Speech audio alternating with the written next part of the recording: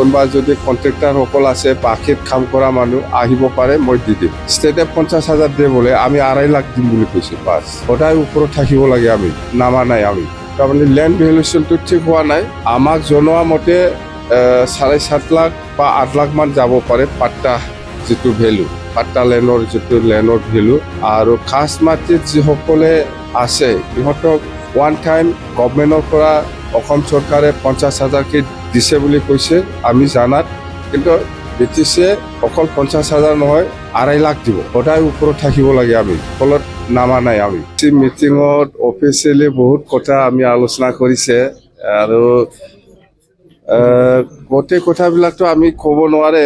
যেনক simple কথা, এই আমাৰ বড়োলেণ্ডৰ চিফ যেনিবা চিফৰ নেতৃত্বত এটা ডাঙৰ chief vigilance and monitoring committee গঠন কৰা হ'ব ইমিডিয়েটলি।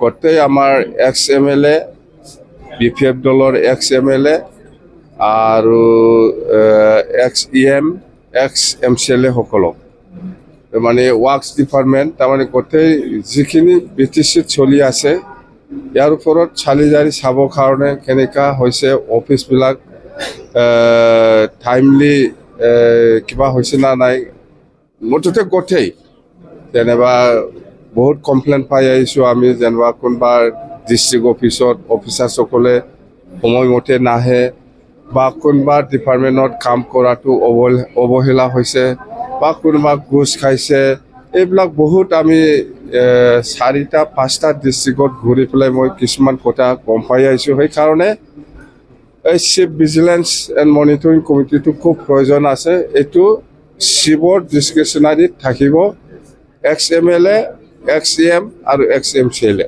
এইটো খুব চিৰিয়াছ। এইটো ইমিডিয়েটলি আমি সেইটো গঠন কৰিম। মানে আজি ডিচিশ্যন এইটোৱেই হৈ গ'ল যে আমি এনেকুৱা ভিজিলেন্স কমিটি বনাব এই লাইনত। ইয়াৰ কামটো গোটেই এণ্টায়াৰ BTCত কি হৈছে হোৱা নাই, কাম কৰাৰ পৰা আৰম্ভ কৰি অফিচলৈকে এইটো এই মনিটৰিং কমিটিয়ে চাব। PWD অফিচ টাইমলি আহিছে না নাই, বা DRD অফিচ ইয়াত অফিচিয়েলসকলে টাইমলি আহিছে না নাই, এইবিলাক চাবৰ কাৰণে। আৰু ৰডছ বা বিল্ডিং এইবিলাক কাম কেনেকৈ হৈছে হোৱা নাই আৰু কি প্ৰয়োজন আছে, এইবিলাক আমাৰ ভিজিলেন্স কমিটিয়ে অলপ মনিটৰ কৰি পেলাই আমাক জনাব। আৰু সেইখিনি কথা সেইটোৱে খুব।